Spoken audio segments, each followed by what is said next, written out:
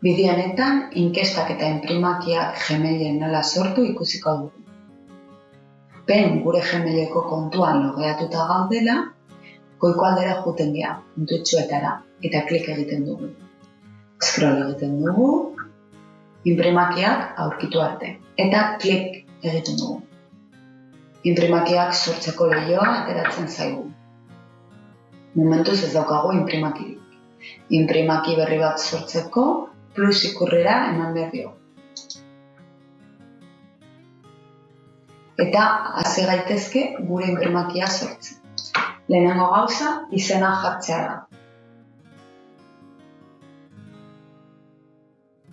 Hemen klik egiten baldin badugu, automatikoki jartzen zaio izena. Hemen azalpen bat jarri dezakegu. Eta letra lodian, etxanan, azpimarratu, esteka bat sartu, zerrenda buletuna jarri dezakegu, nahi duguna. Dagoeneko, galderak eta erantzunak konfiguratu ditzazkegu. Aukeratu dezakegu zein erantzun mota jaso nahi ditu. Horretarako, menu zabalgarri honetara joan behar. Adibidez, aukeratu dezakegu erantzun laborrak jasotzea edo lerro bakarrekoak, paragrafo osokoak, aukeran hitzak bakarrik aukera bat har dezaketen, edo kuadroak, gauza bat baino gehiago aukeratu daitekenean, goitiberako zerrenda, fitxategi bat kargatu, adibidez, kurrikuluma edo horrelako fitxategi bat jarri behar baldin badugu, data motako erantzunak edo ordu motakoak, nahi duguna.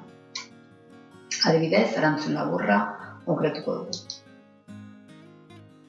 Edozein momentutan kopiatu dezakegu galderaren bat, hemen klikatzen, edo galdera bat kendu, hemen klikatzen. Egin dezakegu galderaren bat derrigorrezkoa izatea, aukera hau aktibatzen. Hemen aukera gehiago ditugu.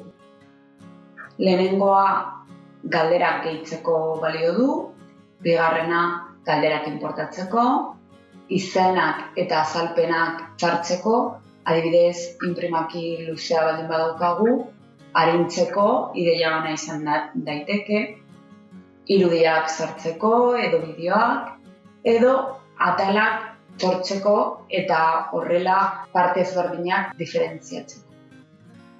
Beste galdera bat jarriko dugu. Klik egiten automatikoki sortzen zaizkigu aukera guztiak.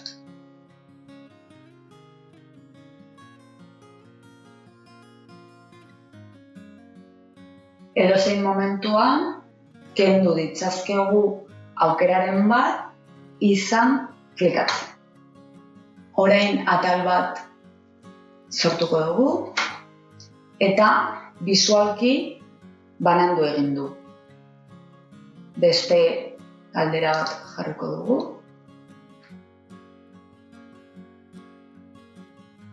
Eta goitiberako zerrenda izatea aukeratuko dugu. Hemen ere, automatikoki agertzen dira aukerak. Behin galdera guztiak konfiguratuta dauzkagula, ikusi dezakegu nola ikusiko litzateke gure inprimakia begiari ematen. Eta jarri dezakegu ere nola erantzuko luke edozein pertsona.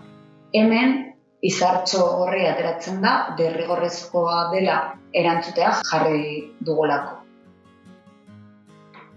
Jarraitzeko aurrera botoiari ematen diogu. Eta bigarren atala ateratzen zaigu. Edozein momentuan garbitu dezakegu inprimakia.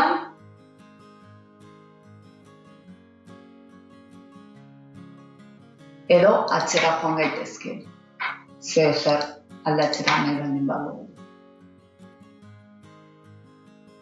Gero, inprimakia bidaltzen dugunean, erantzunak atalean ikusiko dugu pertsonen erantzunak. Orain ez daude.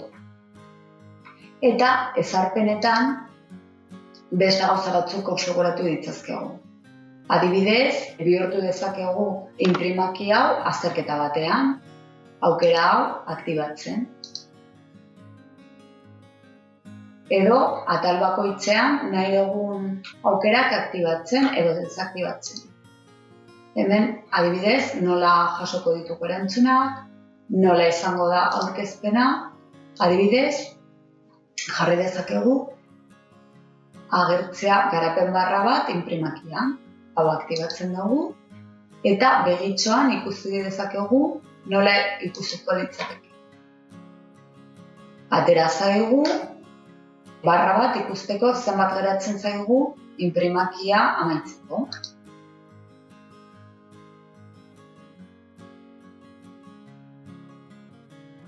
Erabaki dezakegu ere ze itxura eman nahi diogun gure inprimakiari. Horretarako ikur honi eman behar dio. Eta aukeratu dezakegu goiburuen, galderen edo testuaren estiloa, letra mota, tamaina edo inprimakiaren kolorea aldatu, nahi baldin badugu, nahi duguna. Gure gustura dagoenean bidali dezakegu, bidali botoiari ematen. Eta hemen ere aukera batzuk aterako zaizkigu. Jarri dezakegu nori bidali nahi diogu, bakarrik posta elektronikoko helbidea jartzen. Gaia aldatu dezakegu, mezu pertsonal bat jarri dezakegu, edo gehitu inprimakia mezu elektronikoaren barruan, hau klikatzen. Jarri dezakegu ere esteka bezala bidaltzea, edo kapsulatu web orri batean ateratzeko, edo sare sozialetan partekatu nahi baldin badugu.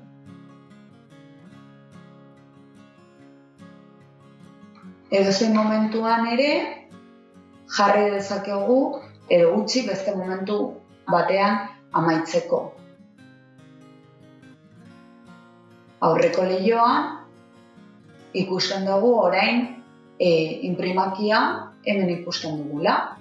Edozein momentuan ere kendu dezakegu, 3 puntutxoetara ematen. Eta kendu. Galdetuko dugu ea zaborrontzira eraman nahi baldin badugu eta konfirmatzen dugu.